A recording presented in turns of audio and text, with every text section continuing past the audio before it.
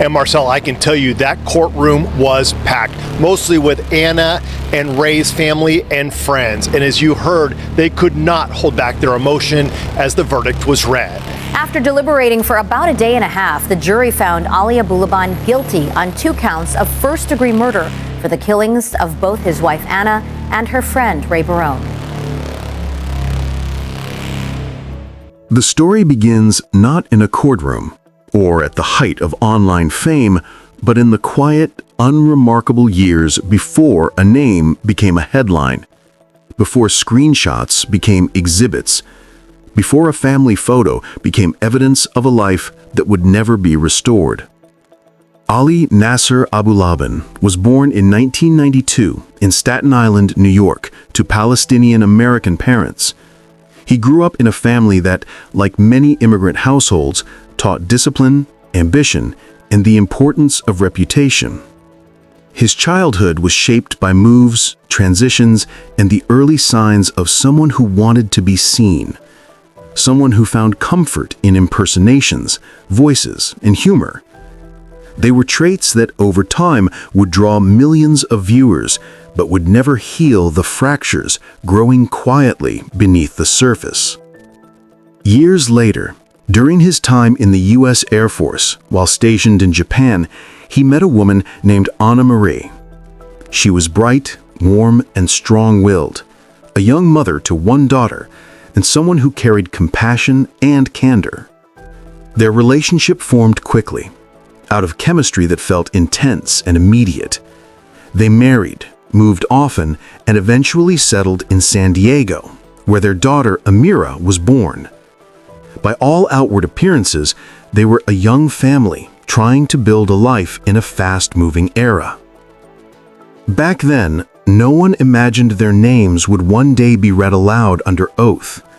No one imagined their daughter would one day stand parentless. No one imagined the depth of the fracture forming behind closed doors.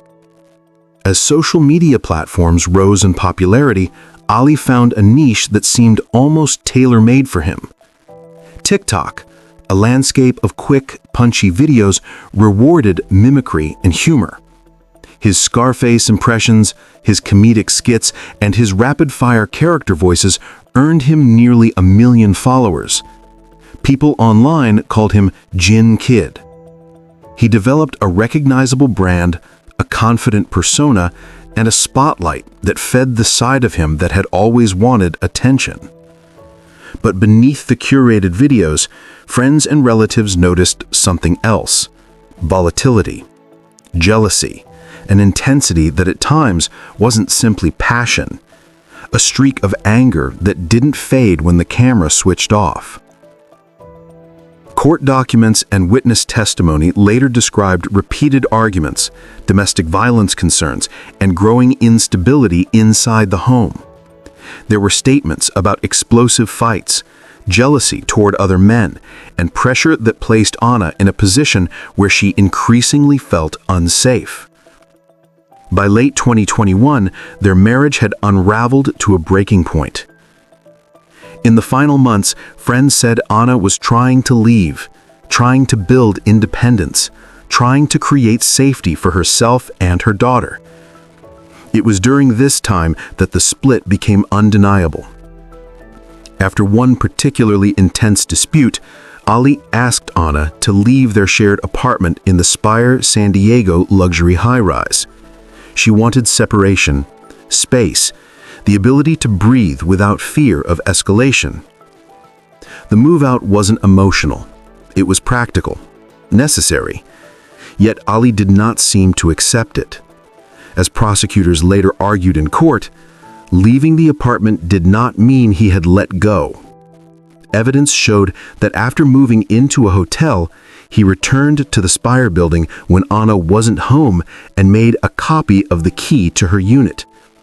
He also installed a listening device on his 5-year-old daughter's iPad, a seemingly normal child's device that in the background ran Discord, streaming audio from the apartment directly to Ali's phone.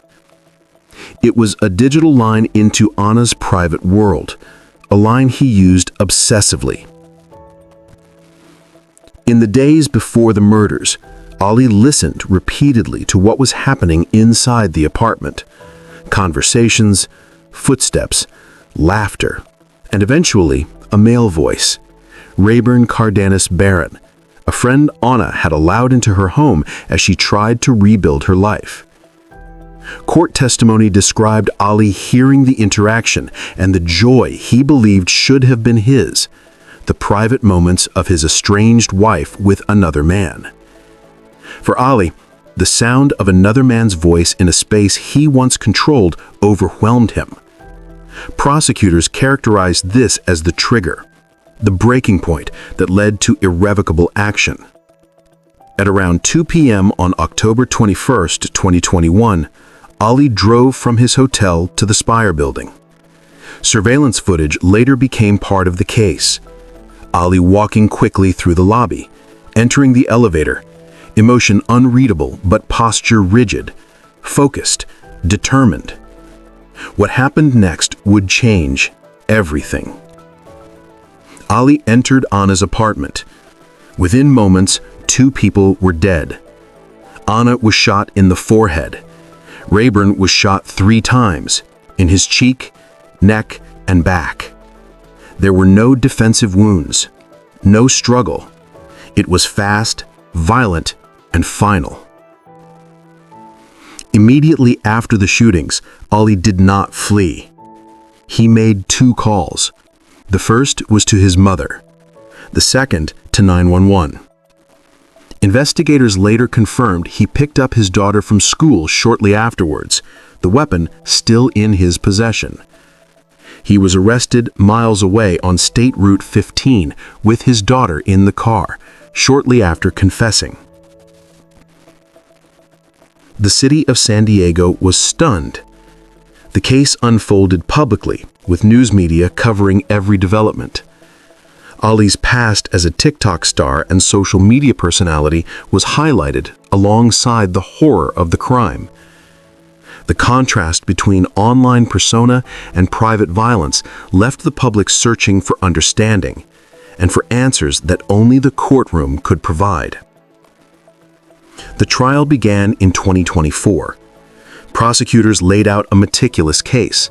Ali had planned the murders, demonstrated through digital evidence, surveillance, and testimony. The spyware on the child's iPad, the copied key, and the recorded conversations were presented as steps of premeditation. Witnesses described escalating domestic tensions, explosive arguments, and prior instances of abusive behavior. The prosecution argued that Ali's jealousy, obsession, and desire for control led directly to the murders. The defense framed Ali's actions as a moment of emotional overwhelm, a snap, rather than cold-blooded premeditation. Ali himself testified, describing his relationship with Anna, personal struggles, prior arguments, and moments of emotional distress. He admitted to firing the shots, but claimed he acted in a state of heightened emotion. The defense asked the jury to consider mental state, emotional instability, and long-standing stressors, rather than labeling the killings purely as deliberate intent. Throughout the trial, the atmosphere remained tense. Families of both victims attended proceedings, sitting in quiet grief behind the prosecution. Court reporters, law enforcement officials, and media chronicled each step, building a detailed record of the case. The stark contrast between Ali's online persona and the reality of his actions remained a central theme in reporting and public discussion. After weeks of testimony, the jury deliberated. On May 29, 2024, the verdict was delivered. Guilty on 2 counts of first-degree murder. The special circumstance of multiple murders was found true. In September 2024, sentencing concluded. Ali was given 2 consecutive life sentences without the possibility of parole, plus 50 years, with the judge noting the severity of the crime and the absence of significant remorse. The courtroom reacted with quiet relief from the victims' families, tears, and a sense that justice had been acknowledged. Ali was led away, his public persona reduced to court documentation and news coverage.